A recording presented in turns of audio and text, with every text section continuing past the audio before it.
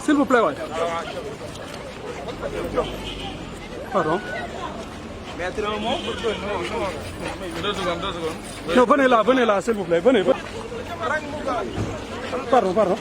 D'abord, je tenais à vous remercier parce qu'aujourd'hui, le 13 octobre, date de renvoi de l'audience de cette affaire qui m'oppose au maire de Sacré-Cœur Mermoz, M. Diaz.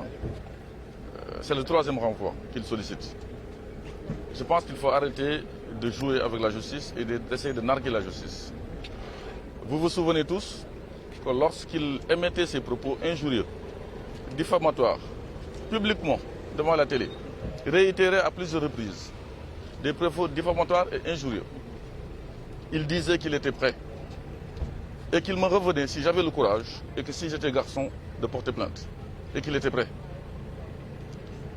Être prêt quand on insulte, c'est également être prêt à répondre devant le tribunal. C'est la 3e fois que je viens personnellement à l'audience alors que je ne suis pas tenu en tant que victime de comparaître. C'est un délinquant qui doit comparaître. S'il ne le fait pas, un mandat d'amener peut lui contraindre. Et voilà que la première audience qui s'est tenue au mois d'août, il a sollicité le renvoi,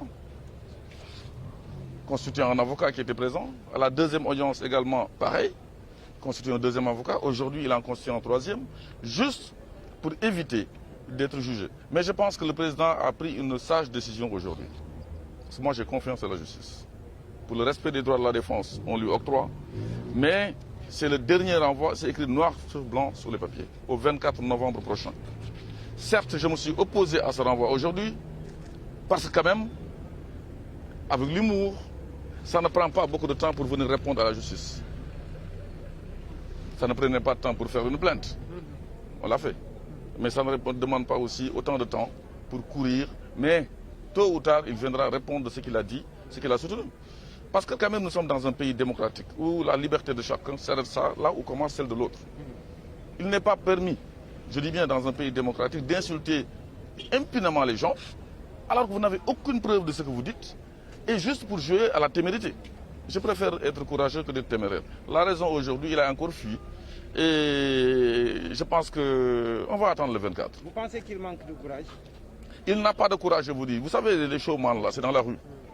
Ici, ce n'est pas du show. Moi, quand je suis entré dans le tribunal, j'ai enlevé mon bonnet pour respecter. Je sais ce qui se passe, je suis avocat.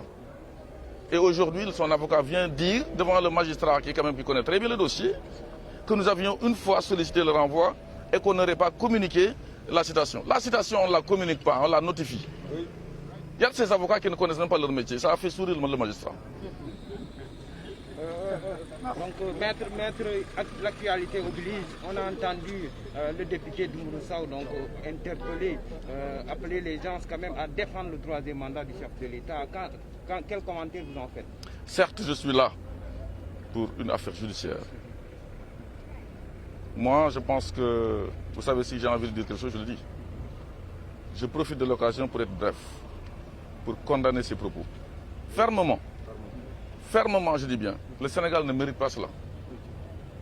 Et il revient maintenant aux autorités de prendre les responsabilités, surtout judiciaires, et le parquet de prendre les responsabilités. Comment on peut appeler à la haine, à nous faire souvenir de ce qui s'est passé au Rwanda, uniquement pour des problèmes de dire je conserve le pouvoir? Le pouvoir, c'est Dieu qui le donne et qui le reprend. Je me limite là pour le moment. Laissez-moi faire ma déclaration de patrimoine déjà, parce que c'est une obligation légale à l'OFNAC. Et une fois que ce sera terminé, vous m'entendrez. Merci à vous. Bon, je suis gërëm di leen sant tey ñu ngi ci le 13 octobre 2020 nga xam ne date boo xam ne la dañu renvoyé woon li nga xam ni moo ma opposé woon ak ki nga xam ni mooy monsieur Barthélémy Diaz, maire Sacré-Cœur Mermoz. xam ngeen ni génnoon na di wax bu fekkoon ñeme woon na moom mooy porte plainte. Sénégal boobu dans un pays de droit bu fekkee am na lu la metti wala d'accord ci wala nga considéré ne infraction yow yaa war a dem tribunal mais man maa ko yóbbu tribunal. D'ailleurs dafa dem ci télé bi dégg ngeen koy lépp c'est prouvé et ces images-là sont entre les mains du président du tribunal. mu ne lan Moussa Diop buy góor Moussa Diop bu ñeme na dem porter plainte et ça ne prend pas de temps pour porter plainte man joxuma ko plainte Sandaga moom mu gisee plainte bi la xam ne dafay reculer mu demande renvoi pour une première fois te avocat nga woon taxaw mu ngi taxaw mu demande war renvoi une deuxième fois constituer deuxième avocat comme si ça ne suffisait pas pour le premier peut-être n'était pas bon selon lui ñu ñëwati tey mu demande waat troisième renvoi constituer troisième avocat quand même boo amee sañ-sañ di saaga publiquement à la télé di ko réitérer plusieurs fois di diffamer mooy di wax loo xam ne wóoru la amoo ci preuve war nga am sañ-sañ tamit ñëw wuyu buñ la wooye mu ne pare woon na pour dem xeex man maa barewul woon su ma amee fit naa ko def mais man def naa ko à temps et je pense que le président aujourd'hui du tribunal jël na décision nee na bii mooy dernier renvoi mi ngi ko renvoyé au 24 novembre yéen ñi nekkoon ci biir salle bi gis ngeen je me suis opposé ba jàppanteeg avocat am parce que avocat am bi fi ñëw tey lu mu wax dafa reeloo sax président bi dinaan ñun nga xam ne ñun ñoo def citation bi woo ko mu ñëw tribunal communiqué wuñu citation bi bu ñu ko communiqué wul naka la ñu def ba ñëw fii ñoom di demander renvoi sinon le magistrat aurait demandé depuis longtemps nañu génne citation bi citation du ñun di ko communiqué bu xamul droit citation di nga koy notifié boobu ñu ko yóbbulee mairie dafa daw plusieurs fois ne indil ma ko sama kër ñu indi ko si këram mu jël garde corps am teg ci suuf nee na nekkuma fi ñu jël citation bi conformément au droit yóbbu ko à la mairie de Dakar ñu notifié ko jot na ko depuis longtemps. da nga jàpp ne ñemewul. gis nga ñeme ci mbedd la showman ci mbedd la ñun nekkuñ ci show fii affaire justice la da ngay respecté ñëpp xam fi ngay yem boobu ma duggee ci salle bi dama dindi sama mbaxane teg ci suuf jox ko agent yi parce que xam naa luy kii donc ba mu waxee daal le magistrat était très souriant di ko naan mais xam nga ne yooyu taxawul ay n'importe quoi lay wax tey sax ñëwul dafa daw mais tôt ou tard yar bi dana dal xam na ko il ne m'échappera pas lu muy def ñeneen ñi di leen tiital ba ñu dem ne ay désistement d'instance man dama dul désisté wu dinaa ko faire condamner mu leer nañ fu mu yem neex.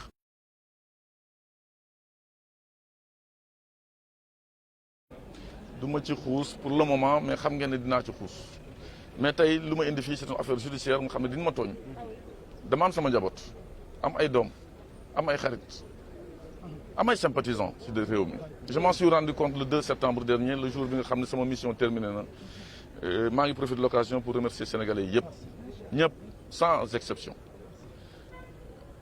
suñu déggee nag koo xam ni askan bi moo la yónni ñu naan ndaw askan bi nga parlementaire député du peuple pour des raisons d'affaire pouvoir ay privilèges conserver un pouvoir nga ne doo ko bàyyi bu suñu maam Ablaye Wade defoon noonu je dédie que ñun ñi nga xam ñi ngi ci régime bi tey ci laa bokk ba léegi mouvance présidentielle laa nekk ba léegi génn ma ci je ne suis pas un opposant duñ ko jot Abdou Diouf pareil du ko jox Wade donc loo xam ne yàlla moo koy joxe bu jeexee jeex na bu waree continuer mais conformément au droit man sénégalais yi li ñu ma xamee mooy mon franc parler kenn mënu ma vaar au Sénégal ma répété waat ko beneen yoon kenn mënu ma vaar au Sénégal ma répété ko une troisième fois kenn mënu ma vaar au Sénégal sama waxu démb mooy sama waxu tey ay privilèges taxul man may dugg ci loo xam ni demain maa ci ruus parce que j'affronte les journalistes ku ma tegal ni daaw lii nga waxoon ren yaa ngi yox yi lu dugg ci diggante bi je serai très petit dama ne kii jël naan nañu jël ay jaasi rey ñëpp ñoo xam ni dañuy défendre dañuy contre troisième mandat je pense que dañuy bëgg a rappeler Rwanda li fa xew si vous vous souvenez récemment ma position elle est claire et je ne reviendrai pas derrière donc man je suis aujourd'hui benn potentielle victime mën nañ ma donc dóor jaasi parce que je suis contre un troisième mandat gis nga man tiit nekkul ci man na yàlla laa gëm et son prophète su ma neexoon suba comme que waa ji comme woowagu ko je demande au procureur de la République de s'autosaisir mën na ko il a l'opportunité de poursuite mais mën na ko saisir ñu xool naka lay def lever son immunité bi sax jarul kii parce que du flagrant délit il n'est pas en session donc mën naa jël demain toog sama salle jël sama arme teg samay bal ne képp ku fi wax troisième mandat ñu rey la tout de suite je vais déclencher le procureur ak loolu la wax ma wax en sens inverse maa ngi leen di gërëm di leen sant maa ngi leen ma tuuti voilà jërëjëf. bàyyi wax ñooñu. bàyyi wax. un dernier mot. un dernier mot. ñu ne yow ba fajar. waaw bëgg gi fer. merci.